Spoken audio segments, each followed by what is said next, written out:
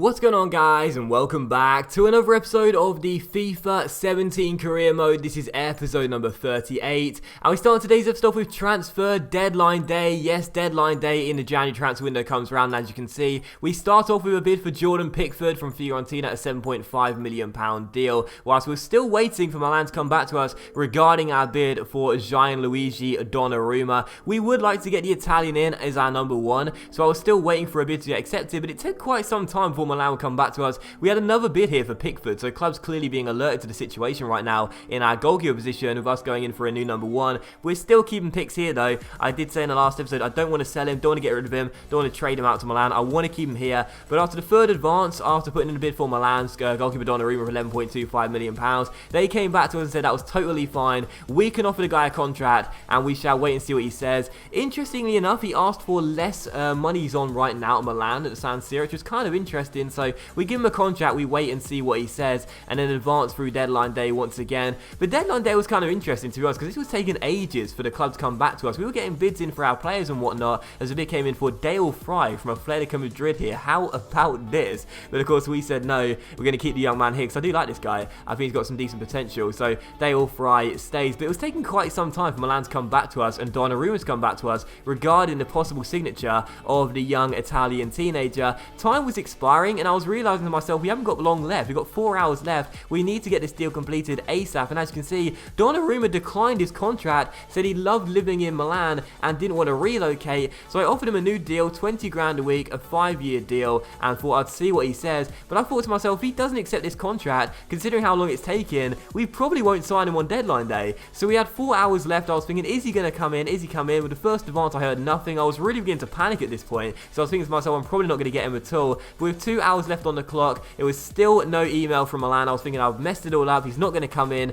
Donnarumma will not sign. But with 1 hour left on the clock, we got 2 new emails. And as you can see, one of those was Donnarumma accepting his contract. So delighted with that. Donnarumma does come in. But again, it really did make me nervous at the time. It was Ramirez, by the way. How about this? Leverkusen put in a bid for our attacking midfielder of £21 million. But of course, it was too late as there's only 1 hour left on the clock. So nothing could happen anyway. So we obviously reject that deal as he couldn't join the German club anyway. But Donnarumma did accept his contract anyway and does come in for £11.25 million. And with 1 hour left on the clock, we do complete the signing of Gianluigi Donnarumma. So he was teasing me there. He was teasing me, Donnarumma. Waiting and waiting and waiting. Leaving me on edge, basically. But eventually, with 1 hour to go, he does say, do you know what? I'm going to swap the San Siro for the Riverside Stadium. And in comes Gianluigi Donnarumma. So the 18-year-old joined. We did spend a tiny bit over his valuation. He's valued at £11 million, 79 overall though, so the joint highest rated goalkeeper in our club. So naturally you would expect he'll be our number one now. But it is kind of interesting because a lot of you guys were saying in the last couple of episodes regarding Donnarumma that it was unrealistic and it wouldn't happen and stuff, and that's totally fine. But I do want to point out, I don't play career mode for realism. I've said that multiple times before. Realism on career mode is not something I care about at all. If you play for it, that's fine, that's cool and everything, but it's not something I care about at all. But secondly, it's not like it's unheard of for a young talent to leave a big club and go to another club to prove themselves if they don't think they're going to get much game time and their future's quite uncertain. For example, you saw it in real life in the summer transfer window with Halilovic leaving Barcelona and going to Hamburg because his future's uncertain right there. So it's the same with Donnarumma. He's got 3 goalkeepers to compete with at San Siro in the game right now, Vermeer, Gabriel, and also Diego Lopez as well. So he's clearly thought to himself, you know, he may not be the number one there, he'll be the number one here, that's for sure, and he's going to prove himself at the Riverside Stadium. So Donnarumma comes in £11.25 million. Not a bad comparison, that one, is it? Halilovic to Hamburg. But Donnarumma comes in £11.25 million, and I think that's a pretty smart signing there, and I'm very happy with that. So how do you rate our transfer business this season out of 10? Let me know in the comment section down below. That's the question for you guys today. How do you rate our transfer business this season out of 10? Because I've got to be honest here, I think we've done some really, really good deals. When you think about the signings coming in, Donnarumma, Callum Chambers, Vieto, of course, the headline one as well, Kimpembe at the back too. We've signed some good players this season that have been very, very good for us. The Shilo's been a solid fullback all year long as well.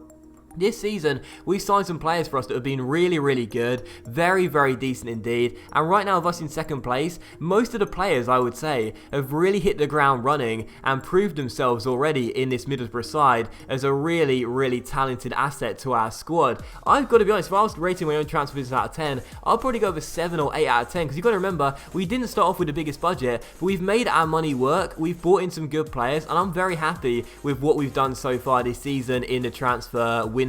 So, of course, no more transfers until next season now. I didn't sign anyone on pre-contracts either, so this is the type of squad we'll have going into our third season with Middlesbrough. I will look to improve that in the summer. But I've got to say myself, let me know in the comment section down below what you guys think. But myself, I think my transfer business out of 10, I would rate it a 7 or an 8 out of 10. But do let me know what you guys think in the comment section down below.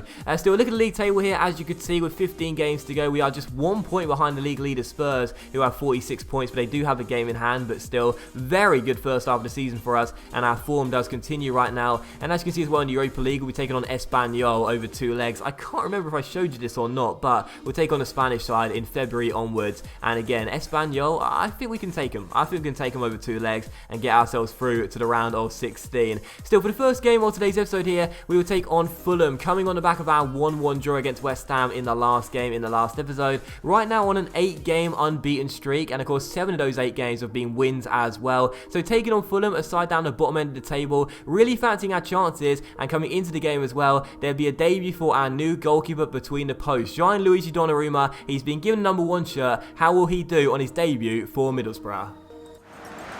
We've had a lot of transfer whispers, haven't we, about the goalkeeping position here, and there's a new man in between the posts today. Yeah, and here is a keeper that likes to command his box. He's got good reactions, so I think he'd be a good addition.